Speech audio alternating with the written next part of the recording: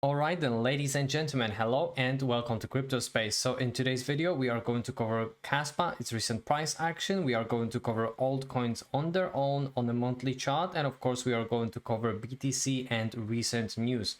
So if you're new to the channel, please consider subscribing, and a quick disclaimer that this video is not a financial advice.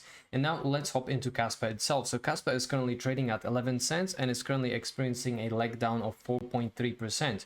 Market cap is currently sitting at 2.7 billion USD, and 24-hour trading volume is currently sitting at 72.6 million USD. But I don't think that is a reason to be worried about, because most of the market is experiencing that further downside, and of course that's caused due to recent BTC's pullback again. So now, before I'm going to go into the news and everything, I would like to show you this interesting photo. So shout out to Ice River, and now let's have a look and compare Kaspa to Bitcoin and Cardano. I'm not going to compare it to Ethereum. I don't think there is any point in that, but if we are going to look at Kaspa and Bitcoin, if it comes to speed, obviously Kaspa is much faster. So both of them are proof of work, scalable technology for Kaspa, yes, not for Bitcoin of course, and Cardano, yes, so that's good for Cardano. So if it comes to supply, obviously Cardano is winning over here, but solving the trilemma factor, that's yes for Kaspa. And now smart contracts for Kaspa, that's coming soon. However, Cardano has it already, and now gas fees are low, as same as with Cardano, so that's okay.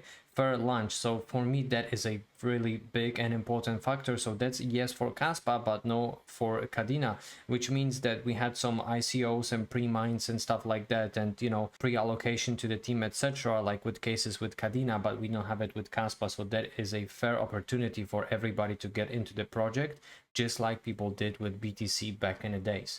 So I do think that Kaspa is better than Cardano, and yes, I know that Cardano has smart contracts at the time, but obviously Kaspa is going to get it sooner or later anyways. So the current reward for Kaspa is currently sitting at 117 Kaspas. The next reward is going to be 110. Next reduction is scheduled in 19 days, and the hash rate is currently sitting at 209 hash per second, and the highest ever hash rate was sitting at 228 hash per second. So it does grow slowly but surely. And now let's have a look at a Kaspa's price. So Kaspa reached that level of 13 cents quite quickly, and then we got pushed it down again, and that next today's candle is pretty much bearish again. However, it looks like we are holding that support at the moment of 11 cents, and the question is, could we dip lower for a Kaspa? I think that is possible. It depends on what BTC is going to do. However, now I would like to cover certain news so we can put things into perspective of what we can potentially expect from, you know, BTC, and after that of course from Kaspa. So the first things first, BlackRock's Bitcoin ETF is the only fund with inflows since Friday, so that is not really good if it comes to that. Let's have a look. So we've got inflows from BlackRock, however we do have much more grayscale selling pressure as of 15th, which was yesterday. So things are not looking good, at least from that perspective. However, Hong Kong regulators approved launch of spot Bitcoin and Ether ETF, so obviously that is great. Of course that's going to take a while. However, the buying pressure, I believe, is going to be pretty much similar like with case of ETFs in America. So obviously that liquidity is coming sooner or later, and I do believe that this is the best time for these ETFs to be approved. And now Bitcoin slump on Iran attacks flashes warning for global markets. So short term, that basically makes people scared and they are withdrawing some money, etc. However, long term, Bitcoin and cryptocurrency is basically built for such events of time of uncertainty in the world basically, and thanks to that I believe that's going to even pump a Bitcoin's price even higher. However, we do have to monitor how things are going on over there with Israel. Now, Mr. 100 bought 610 of today's 900 newly mined Bitcoin. So guys, what I'm trying to get at over here, that's only, you know, 610 Bitcoins bought, but basically 610 in a day of 900 newly mined Bitcoin. So now let's put whales into perspective. The FOMO retail, FOMO institutions, now Bitcoin ETFs from Hong Kong, and Grayscale stop dumping BTC, and inflows from ETFs they are going to increase over the time. So I do think that this bull cycle is going to be phenomenal, and even if we are experiencing some leg down, I'm not scared at all. And now looking at the perspective from fear and greed index, that's a little bit better, because last week we were overheated and we were sitting at 80. Even yesterday we were sitting at 74, and as of today we are sitting at 65. So those leverages obviously have to be flushed out, and of course weak hands have to be pushed out of the market so institutions can get at better price levels. So let's have a look quickly at BTC, and then we are going to go back to Kaspa itself. So BTC is dipping at the moment. We have lost that level of 64k as a support, and now we do have an open road to 57k, and I wouldn't be surprised if BTC would see those price levels even for just a little while, last final flash out before, you know, the proper bull cycle is going to kick in. And in this case, that could put Kaspa's price even lower. So the next technical support is going to be 10 cents, which Kaspa actually dipped to on the 30th of April,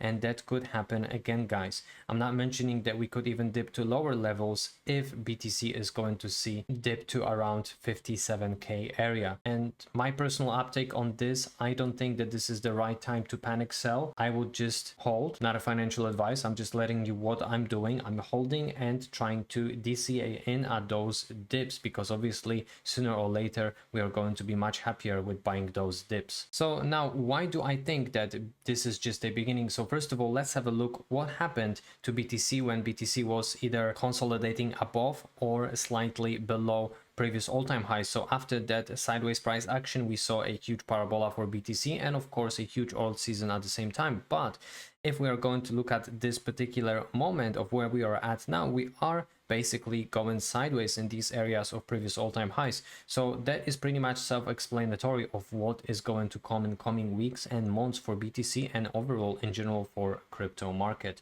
So the targets for BTC this cycle could be anything around 200,000 USD, and I do believe that this is quite possible given the fact of, you know, the buying pressure and now ETFs coming from Hong Kong. And if we are going to look at alts, guys, and let's compare, you know, what happened in the previous cycle, and we are going to compare it to this cycle. So we had Wyckoff accumulation, we had the first pullback, after that we had a pump, and then we had the second pullback, and now we are here basically. So basically the same thing happened. Wyckoff accumulation / bear market. Now we had the first pump out of that Wyckoff accumulation, then the second pump and the pullback on that second pump, and after that pullback I believe we are going to enter the area of parabolic runs for Kaspa. So now, guys, let's have a look at the total market cap excluding Ethereum and Bitcoin on the monthly chart. So first things first, guys, right? These white lines are the halvening dates, and as you can see on the monthly, guys, we are still battling with that level of resistance that leads us back to the previous cycle, not mentioning about the previous all-time highs. But what I'm trying to get at is that we haven't even entered that box of full parabola for altcoins. We are dipping slightly below that bullish pennant, guys. So I do believe that this is just a liquidation and shakeout of weak hands out of the market, and after that we are going to see the true bull cycle. So now coming back to Kaspa, I wouldn't necessarily be worried, because if we are going to look at what is happening and how long it takes Kaspa to pretty much see another pump, the last pump basically we saw, it took almost 2 months for Kaspa to see another pump, which was the previous one, 18 cents of a dollar level. So let's say that we are going to see the pain for another 20 or 30 days, guys, and after that we are going to see those green days on our Kaspa. And of course, I'm not saying that this is going to happen because it happened last time, but this is just a rough idea that we might take as an estimate. All right then, ladies and gents, thank you very much for watching that quick Kaspa, BTC and overall market update. I hope that you have guys enjoyed it, and I wish you have a great day or evening wherever you are in the world. Peace and love, crypto.